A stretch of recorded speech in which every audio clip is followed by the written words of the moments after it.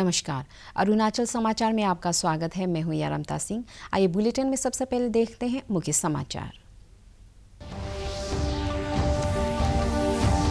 राज्य के कृषि मंत्री तागे ताकी ने ईटानगर में एग्रीकल्चर वोकल फॉर लोकल कार्यक्रम को किया लॉन्च। कहा, राज्य में कृषि और बागवानी उत्पादों में आत्मनिर्भर बनने की है अपार संभावनाएं।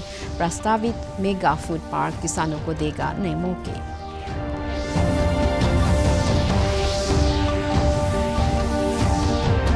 देश भर में कोविड-19 से स्वस्थ होने की दर बढ़कर हुई 66.30%। मृत्यु दर में भी कमी आई। प्रदेश में पिछले 24 घंटों के दौरान कोविड संक्रमण के दौरान आए 60 नए मामले। राज्य में स्वस्थ होने वालों की दर हुई 60% से ज्यादा।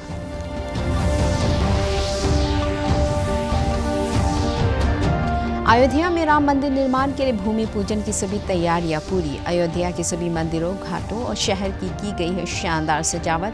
प्रधानमंत्री नरेंद्र मोदी सहित देश भर के आमंत्रित साधु संत भूमि पूजन समारोह में लेंगे भाग।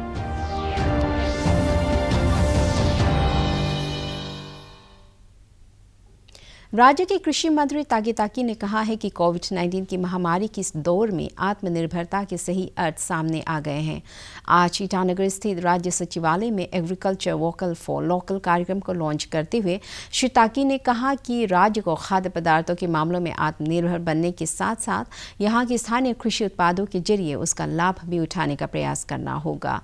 कृषि मंत्री ने न्यूट्रिशनल किचन गार्डन का जिक्र करते हुए कहा कि वो हमारी रोजमर्रा की जरूरतों के साथ साथ बचत का भी माध्यम बन सकती है। श्री ताकी ने कहा कि कई राज्यों में खाद्यान्नों का अच्छा उत्पादन हो रहा है और अरुणाचल प्रदेश को भी इन राज्यों से प्रेरणा लेनी चाहिए। उन्होंने बंदरदेवा स्थित एक कृषि फार्म द्वारा तैयार किए गए नींबू को भी लॉन्च किया। समारोह को संबोधित करते हुए नियोजन आयुक्त प्रशांत लोखंडे ने कहा कि राज्य में कृषि क्षमताओं का अभी पूरी तरह से उपयोग नहीं हुआ है, इसलिए कृषि क्षेत्र में स्थानीय उत्पादों को आगे ले जाने की काफ़ी संभावनाएं मौजूद है।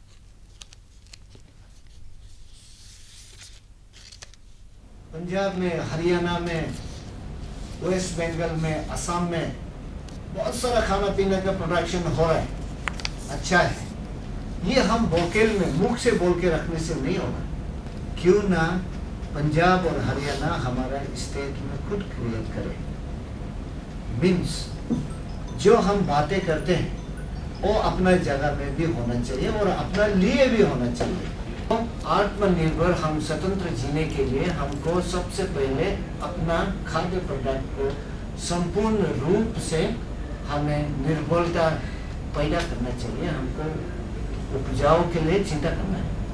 जहाँ एग्रीकल्चर की बात करते हैं, अरुणाचल का आज भी अगर हम देखेंगे 30% GDP एग्रीकल्चर से आता है और 50% से ज़्यादा लोग एग्रीकल्चर के ऊपर डिपेंड है। बट फिर भी हम इतना पोटेंशियल अभी तक एक्सप्लोर नहीं किया जो हमने करना चाहिए। एक चीज़ का हमेशा मुझे बुरा लगता है कि आज भी PDS का चावल पंजाब एंड हरियाणा से हमारे पास आता है, जबकि हमारे पास इतने अच्छे राइस बॉल है, आपातानी बेल्ट है, पासीघाट है, पोपो वैली है, कि जहाँ पे हम बेस्ट क्वालिटी राइस प्रोड्यूस कर सकते हैं। और वही राइस जो राइस पंजाब और हरियाणा से आता है, instead of that we can give it to FCI here, जिससे हमारे फार्मर्स को पैसे मिल सकते हैं। देश भर में पिछले 24 घंटों में कोविड-19 महामारी के 6,61,892 परीक्षण किए गए हैं, जो एक नया रिकॉर्ड है। देश में महामारी के प्रकोप के बाद किसी एक दिन में किए गए परीक्षणों की ये सबसे अधिक संख्या है। अब तक देश भर में कोविड-19 के 2,08,64,000 परीक्षण किए जा चुके हैं। 7 जनवरी तक देश में कोविड-19 का परीक्षण करने के लिए सिर्फ एक प्रयोगशाला थी, जबकि आज 1,356 प्रयोगशालाएं कोविड रोगियों के नमूनों के परीक्षण का कार्य कर रही है। इनमें से 917 सरकारी और 439 निजी प्रयोगशालाएं हैं। देश भर में अब तक कोरोना वायरस महामारी से संक्रमित कुल 12,30,509 रोगी स्वस्थ हुए हैं। ये संख्या इस समय इलाज करा रहे 5,86,298 रोगियों की संख्या के 2 गुने से भी अधिक है। स्वास्थ्य और परिवार कल्याण मंत्रालय ने आज बताया कि पिछले 24 घंटों में देश भर में 44,306 रोगी कोरोना संक्रमण से स्वस्थ हुए हैं। इस तरह देश में स्वस्थ होने की दर बढ़कर 66.30% और मृत्यु दर घटकर 2.09% हो गई है। स्वास्थ्य मंत्रालय ने कहा है कि पिछले एक दिन में कुल 52,050 नए मामले मामले सामने आए हैं, जिससे देश भर में इस महामारी से अब तक संक्रमित हुए रोगियों की कुल संख्या बढ़कर 18,55,745 हो गई है। पिछले 24 घंटों में महामारी से 803 की मौत हुई है, जिसमें देश भर में अब तक मृतकों की संख्या 38,938 हो गई है। राज्य में पिछले 24 घंटों के दौरान कोरोना संक्रमण के 60 और नए मामले दर्ज किए गए हैं। प्रदेश में कोविड-19 के सक्रिय मामलों की संख्या बढ़कर 692 हो गई है, जबकि सोमवार को 67 मरीजों को स्वस्थ हो जाने के बाद अस्पतालों से छुट्टी दे दी गई है। इस बीच राज्य में स्वस्थ होने की दर 60.46% हो गई है। राज्य के स्वास्थ्य सेवा महानिदेशालय के अनुसार कल आए 60 मामलों में से संक्रमण के 14 मामले ईस्ट सियांग जिले से, 13 नामसाई से और 9 मामले चांगलांग से दर्ज किए गए। राज्य में अब तक कोविड-19 जांच के लिए 91,000 से ज़्यादा लोगों के सैंपल लिए जा चुके हैं। वहीं जिला चिकित्सा अधिकारी डॉक्टर मनदीप परमे ने बताया है कि राजधानी क्षेत्र में रैपिड एंटीजन टेस्ट की सुविधा उपलब्ध कराने के लिए 10 स्थानों पर व्यवस्था की गई है, जिनमें ट्रिम्स हॉस्पिटल सहित नाहरलगुन में 4 केंद्र और ईटानगर में 5 टेस्टिंग केंद्र स्थापित किए गए हैं। वहीं बंदरदेवा चेक गेट पर भी जांच की व्यवस्था की गई है। इसमें से कुछ केंद्र पहले से कार्य कर रहे हैं, जबकि बाकी सभी जांच केंद्र कल से अपना काम शुरू कर देंगे। वहीं बंदरदेवा चेक गेट से प्रवेश करने वाले सभी वाहनों को सैनिटाइज किया जा रहा है और प्रवेश करने वाले लोगों की कोविड स्क्रीनिंग की जा रही है। अयोध्या में राम मंदिर निर्माण के लिए भूमि पूजन की सभी तैयारियां पूरी कर ली गई है। इससे पहले आज पूजा पाठ और अनुष्ठान भी होते रहे। अयोध्या के सभी मंदिरों, घाटों और शहर को खूबसूरत ढंग से सजाया गया है। अयोध्या के प्रसिद्ध हनुमानगढ़ी मंदिर में आज विशेष पूजा अर्चना की गई। भूमि पूजन समारोह कल होगा, जिसमें प्रधानमंत्री नरेंद्र मोदी हिस्सा लेंगे। उनके साथ देश भर से और नेपाल से अनेक धार्मिक संगठनों के प्रमुखों और संतों के बीच समारोह में हिस्सा लेने की संभावना है। समारोह के दौरान 135 परंपराओं से संबंध 135 संत उपस्थित रहेंगे। श्री राम जन्मभूमि तीर्थ क्षेत्र ट्रस्ट ने अयोध्या के कुछ गणमान्य नागरिकों को भी आमंत्रित किया है। इस बीच अयोध्या में उत्सव का माहौल है और ऐतिहासिक क्षण की लोग उत्सुकता के साथ प्रतीक्षा कर रहे हैं। इस बीच राज्य के मुख्यमंत्री योगी आदित्यनाथ ने कहा कि भूमि पूजन के दौरान कोविड-19 के दिशा निर्देशों का पूरी तरह से पालन किया जाएगा। मुख्यमंत्री ने राम जन्मभूमि परिसर और उसके आसपास के क्षेत्रों में चल रही तैयारियों का जायजा लिया। कल के होने वाले भूमि पूजन समारोह में करीब 200 लोगों को आमंत्रित किया गया है। केंद्रीय सूचना और प्रसारण मंत्री प्रकाश जावड़ेकर ने आज वीडियो कॉन्फ्रेंसिंग के जरिए सप्ताह में 24 घंटे और 7 दिन प्रसारण करने वाली डीडी असम चैनल का शुभारंभ किया। इस अवसर पर उन्होंने कहा कि असम के लिए इस तरह का समाचार चैनल होना बहुत जरूरी था। उन्होंने कहा कि प्रधानमंत्री नरेंद्र मोदी की यह परिकल्पना है कि पूर्वोत्तर भारत देश के विकास का इंजन बने। श्री जावड़ेकर ने कहा कि पूर्वोत्तर क्षेत्र में संसाधनों और विविधता की कोई कमी नहीं है। सूचना और प्रसारण मंत्री ने कहा दूरदर्शन फ्री दर्शकों को 104 चैनल बिना किसी शुल्क के उपलब्ध कराता है। उन्हें सिर्फ सेट टॉप बॉक्स लेने की जरूरत है, जिसके बाद वे बिना कोई भुगतान किए जीवन भर इन चैनलों के कार्यक्रमों का आनंद ले सकते हैं। प्रसार भारती के मुख्य कार्यकारी अधिकारी शशि शेखर वेम्पति ने कहा कि डीडी असम समाचार चैनल का शुरू होना सबके लिए गौरव का क्षण है। उन्होंने कहा कि पूर्वोत्तर के सभी राज्यों के अपने अपने दूरदर्शन चैनल हैं, जिन्हें देश में कहीं भी देखा जा सकता है। सूचना और प्रसारण सचिव अमित खरे तथा दूरदर्शन महानिदेशक मयंक अग्रवाल ने भी इस अवसर पर अपने विचार व्यक्त किए। और इसलिए मोदी जी के नेतृत्व में पूर्वोत्तर भारत को न्याय मिल रहा है, मिलता रहेगा। और उससे साथ साथ ये दूरदर्शन केंद्र जो आज आसाम में शुरू हो रहा है, जो 24 घंटे चलेगा और आसाम के लिए प्रमुखता से काम करेगा, वो मुझे लगता है बहुत ही लोकप्रिय होगा। सब लोग उसको देखेंगे और उसमें बोडो सहित, बराक वैली सहित हर इलाकों के लिए भी अच्छे अच्छे कार्यक्रम होंगे। उसका बहुत अच्छा उपयोग होगा। विविधता में एकता का संदेश देने वाले आसाम को ये एक नए तोहफा है। DD Assam will provide a new platform for the emerging talent of that region, and also the talent from Northeast will be visible all over India. DD Assam would also be contributing in a major way to the educational development of the state. All our regional channels are now working for the online education, and I'm sure DD Assam will be another milestone in our effort to provide online education in the regional languages across the states. Bihar के दरभंगा और मुजफ्फरपुर में तटबंधों में दरार आने के बाद बाढ़ की स्थिति और ख़राब हो गई है। इन दोनों जिलों के निचले शहरी क्षेत्रों में बाढ़ का पानी प्रवेश कर रहा है। गंडक, बूढ़ी गंडक और बागमती नदियों में आई बाढ़ से प्रभावित जिलों के नए क्षेत्रों में पानी भर गया है। राज्य के 14 जिलों के 56 लाख से अधिक लोगों पर बाढ़ का असर पड़ा है। समस्तीपुर, मधुबनी, सीतामढ़ी और पूर्वी चंपारण में बाढ़ की स्थिति गंभीर बनी हुई है। राज्य में बाढ़ प्रभावित क्षेत्रों में पिछले 24 घंटों के दौरान 23 लोगों की जाने गई है। पूर्वी मध्य रेलवे के दरभंगा समस्तीपुर सेक्शन पर रेल यातायात बाधित है। अनेक बाढ़ पीड़ित क्षेत्रों में कई स्थानों पर सड़क यातायात में रुकावट आई है। इस बीच राज्य में राहत और बचाव कार्य तेज कर दिए गए हैं। एनडीआरएफ और एसडीआरएफ की 31 टीमें राहत कार्य में लगाई गई है। 4 लाख से अधिक लोगों को सुरक्षित स्थानों पर पहुंचाया जा चुका है और 20,000 लोग राहत शिविरों में रह रहे हैं। मौसम विभाग ने राज्य के अनेक उत्तरी भागों और नेपाल के जलग्रहण क्षेत्रों में अगले 24 घंटों के दौरान व्यापक वर्षा होने की चेतावनी दी है।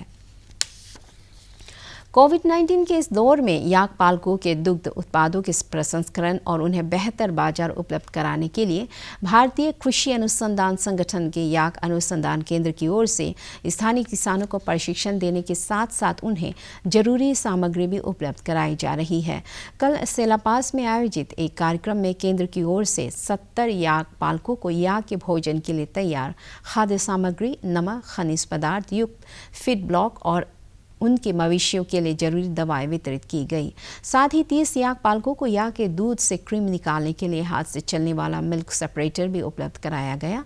वहीं दिरांग कर्मचारी कल्याण संगठन की ओर से प्रति किसान 20 किलो चावल के साथ साथ दाल भी उपलब्ध कराई गई। इस अवसर पर राष्ट्रीय याक अनुसंधान केंद्र के निदेशक डॉक्टर पी चक्रवर्ती ने किसानों से नई तकनीक अपनाने का आह्वान किया। केंद्र सरकार द्वारा जारी नई शिक्षा नीति 2020 पर देरा नातुंग कॉलेज के प्रधानाचार्य एनटी रिकाम ने कहा कि नया शिक्षा नीति एक ऐतिहासिक कदम है। उन्होंने कहा कि आमतौर पर सरकार की नीतियां अच्छी होती हैं, मगर नीतियों के क्रियान्वयन पर ही उनकी सफलता निर्भर करती है। श्री रिकाम ने कहा कि नई शिक्षा नीति में सरकार ने मातृभाषाओं को प्रोत्साहित करने के लिए जरूरी कदम उठाया है। इससे अरुणाचल प्रदेश जैसे राज्य में जहां अनेक भाषाएं लुप्त होने की कगार पर है, वहां इस नई शिक्षा नीति से भाषाओं को बनाए रखने और उन्हें प्रोत्साहित करने में मदद मिलेगी। Policy is that will have a single body, national body, Higher Education Commission of India, in place of multiple body like UGC, AICTE, NCTE. So one single commission will look after the entire higher education. But it will exclude the professional course like medical and legal studies. More choices of students. There will be no rigidity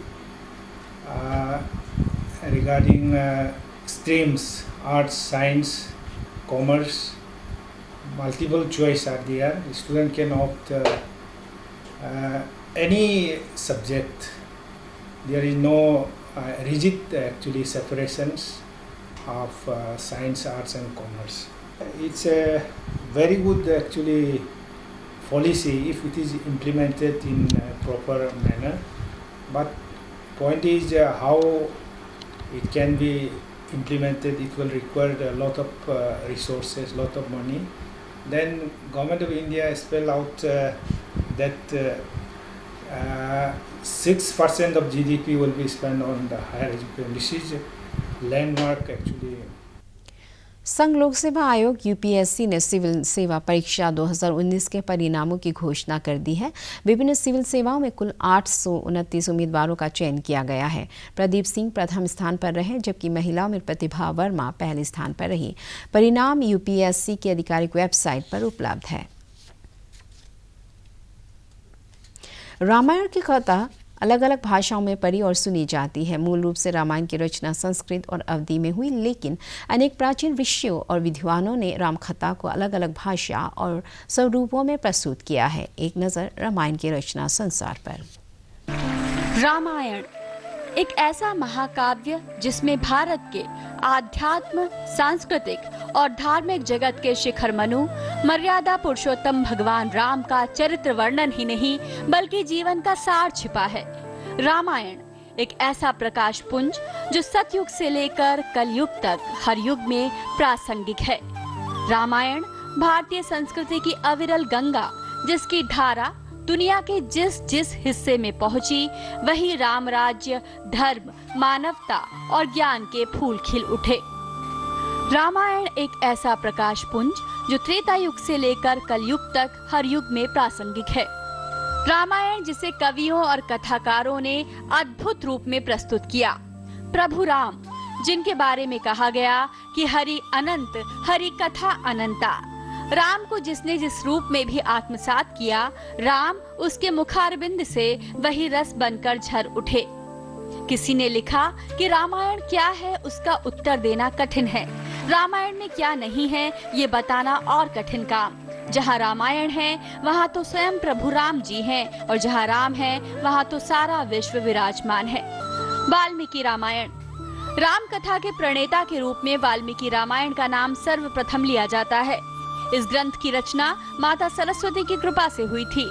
Valmiki ji ने इस रामायण को घटित होने से पूर्व ही काव्यबद्ध कर लिया था।